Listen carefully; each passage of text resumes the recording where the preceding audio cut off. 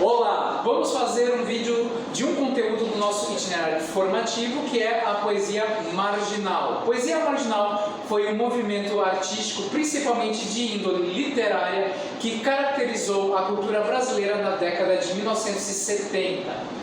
Então, por causa desse contexto de época, ele teve um caráter de contestação. E agora nós vamos olhar o logotipo da poesia marginal. Seja marginal, seja herói. A palavra marginal, nesse contexto aqui, tem sentido de quê? Em sentido de sair da margem que estava sendo estabelecida na época da ditadura militar. No caso, sair do padrão ou ir contra o padrão que na época era estabelecido. Isso, a poesia marginal ali, então ela tinha um caráter eminentemente contestatório, ou seja, marginal era uma condição para quê? Para que eles fossem heróis, para que eles conseguissem o quê? Vencer aquele sistema opressor. Bora lá! Ali temos a foto de um simpático mimeógrafo. O que mimeógrafo significou nessa época? Isso é muito novo? Pode falar. Quem quiser falar, em verdade.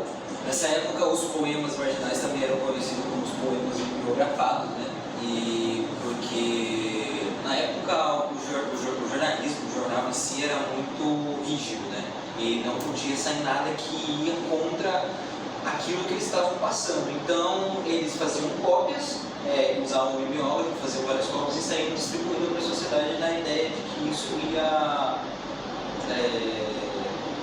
abrir o campo de visão da sociedade. Excelente! Então, Luiz falou uma coisa que foi bastante característica desse tipo de produção literária, foi o seu caráter artesanal. Ou seja, as grandes gráficas, as grandes editoras estavam sob censura. Portanto, eles tinham somente um meio mais simples de produzir a sua obra literária. Então, ali tem um quadro que nós já falamos dele, né, aqui no nosso papo. E temos ali a foto de 3 integrantes da poesia marginal: Paulo Leminski, Ana Cristina César e o Torquato Neto, né, dos quais 2 nós vamos ler depois poemas deles. Só que nós vamos dar agora um salto temporal para trás, da poesia beatnik, que foi um movimento também de contestação, mas na sociedade norte-americana, na década de 40, 50.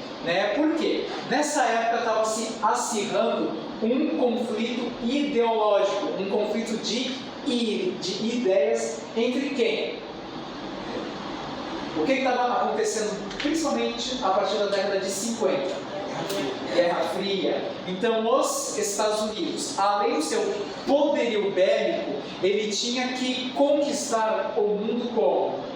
Por um formato de padrão familiar, exatamente. O Luiz falou de forma perfeita aquilo ali, que é o quê? Aquele padrão do americano médio, consumidor, que tem família, casa, filhos e um carro novos. Então, a gente vê que vários artistas dessa época vão contra esse princípio de homogeneização da família. E aí surgem os poetas beatniks, que são aqueles também considerados, de certa forma, marginais, à margem de um centro que era valorizado. E aí eu coloquei ali 2 pensamentos deles, que nós vamos falar deles rapidamente agora. Somos grandes escritores da mesma terrível máquina de escrever. O que essa frase beatnik ela quer dizer?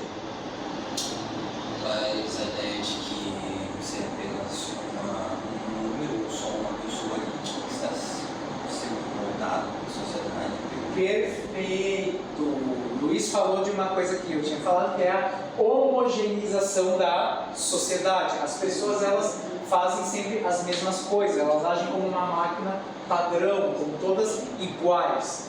E o outro ali, nossas cabeças são redondas para que o pensamento possa mudar de direção. O que eles quiseram dizer com isso? Que a gente pode mudar de ideia. Isso. Que não existe só uma forma de pensar, não existe só uma verdade.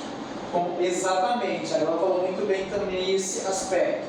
Agora a gente vai para o Paulo Leminski, um poeta paranaense, muito louco, a foto dele, tinha aquele bigode característico dele, e ali tem 4 poemas dele que nós vamos ler e vamos interpretar rapidamente. Incenso fosse música.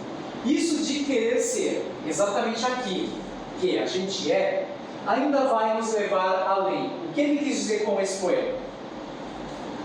Dizer que para você se aceitar do jeito que você é, você vai sendo aquilo que as pessoas estabeleceram para você. Exatamente. Não saia do padrão, saia do que a mídia diz. Então, você sendo você, você vai mais além do que você imagina. Isso, exatamente, perfeito. Tem um outro poema ali, sossegue coração. Ainda não é agora. A confusão prossegue, sonhos afora. Calma, calma, logo mais a gente goza. Perto do osso, a carne é mais gostosa. O que ele quiser ali também? É que tem uma pausa para pensar. Claro! Ele quis dizer que a hora de chegar no fim não é agora não é o momento deles. Mas eles estão numa caminhada. Quando eles chegarem lá, vai ser muito mais gostoso. Tipo isso. Exatamente, excelente. Não discuto é o terceiro poema. Não discuto com o destino. O que pintar, eu assino. Ele assina. O verbo assinar, ele tem sentido de quê? Aceitar.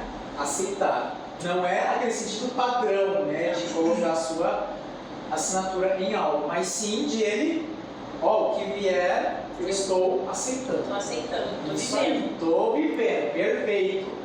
Parada cardíaca. Essa minha secura, essa falta de sentimento, não tem ninguém que segure. Vem de dentro, vem da zona escura. De onde vem eu me sinto muito. Sentir é muito lento. Ele é de fato uma pessoa seca e sem sentimento? Não. O que ele quis dizer com esse poema, então? E o jeito. Pode falar, Luiz. Dizer que sentir tem sentimentos, trabalho, demanda tempo, demanda cabeça, demanda paciência, eu acho. Exatamente. O sentimento demanda tempo, demanda trabalho, como o Luiz falou. Né? Então, sinto muito. Ele sente muito, apesar de o sentir ser lento. Né?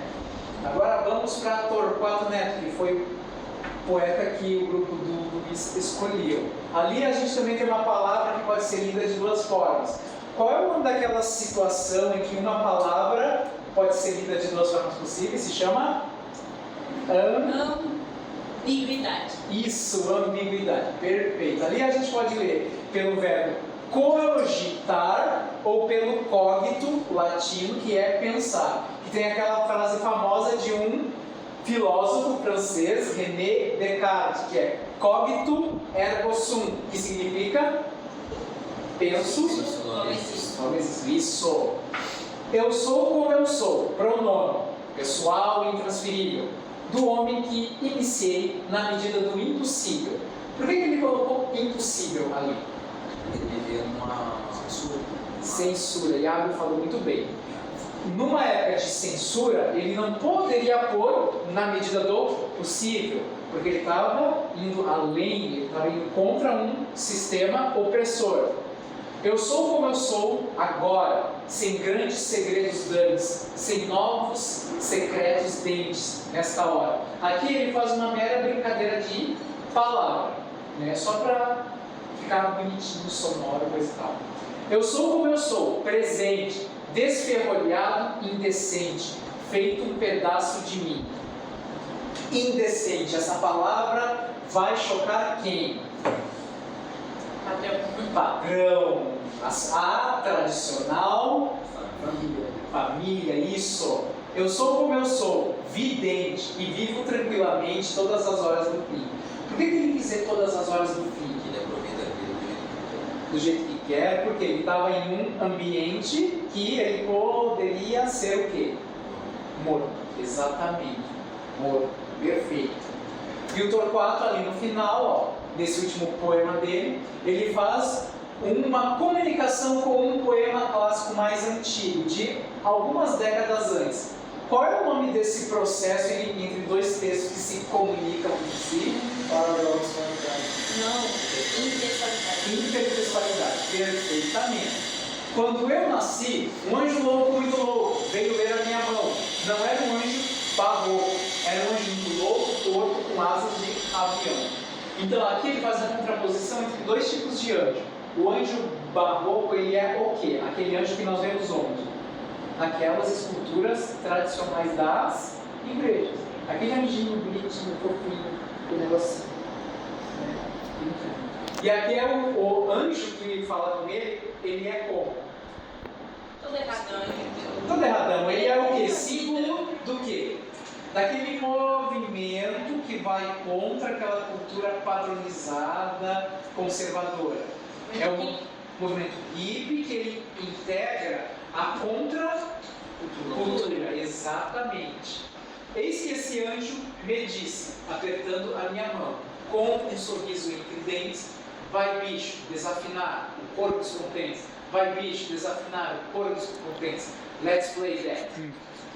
Viu que ele faz o quê? Ele faz uma mistura como se aqui fosse uma música. Qual é o nome daquela parte da música que ela se repete? É chamada de refrão, exatamente. Então é meio que um poema que se comunica com a música. Porque o Torquato Neto ele teve uma participação muito grande na MPB. E qual foi o contexto de criação da MPB? Rock. Rock. Por que o rock foi escolhido? Porque o rock era considerado como errado, rebelde. Rebelde, exatamente. Perfeito, perfeito. E o chacal? A palavra reclame ali, ela sofre daquele mesmo processo daquele poema anterior do adulto Torquato Neto. Cogito ou cogito. Reclame ali pode ser entendido como? Ele pode ser entendido como anúncio, porque antigamente eles chamavam os anúncios de TV como reclame. E aí, quando eles fizeram isso, eles pensaram em... É porque tinha toda uma maneira de esconder, por isso os textos são tão trabalhados. Eles falavam reclame de tipo, atenção galera, é um anúncio, prestem atenção no que eu estou querendo dizer. Perfeitamente. Se o mundo não vai bem a seus olhos, use lentes ou transforme o mundo. Ótica, olho vivo, agradece a preferência. Se o mundo não vai bem, você tem duas opções. Ou você vai ser um corpo dócil e vai aceitar aquilo que está vindo para você, ou você vai querer transformar toda a sua realidade. A ótica olho vivo, no caso, são eles, os poetas que tentavam falar isso de toda maneira e tentavam anunciar isso. Eles, os poetas, agradecem a preferência por querer transformar o mundo junto por eles. Exatamente, perfeito. Mas você se tornar um pouco dócil é você seguir sem questionar, sem ir contra, somente seguir o padrão estabelecido e a regra criada para você. E a partir do momento que você tem pensamento, tem ideia do que você está sendo imposto a você, do que você deve fazer ou não, você se torna ali um indivíduo, né? E querendo ou não, isso é o que muitas empresas, muitos lugares, muitas instituições sociais hoje em dia querem você como só um pontinho lá, sem só seguir o que eles querem seguir. Inclusive, um corpo só se torna útil quando produtivo e submisso, Michel Foucault, né? Que acho que foi o que o Chacal se baseou também para escrever esse poema. Perfeitamente. Um aspas muito grande. Então, essa galerinha merece o quê? Muita palma, né, gente? Vamos lá.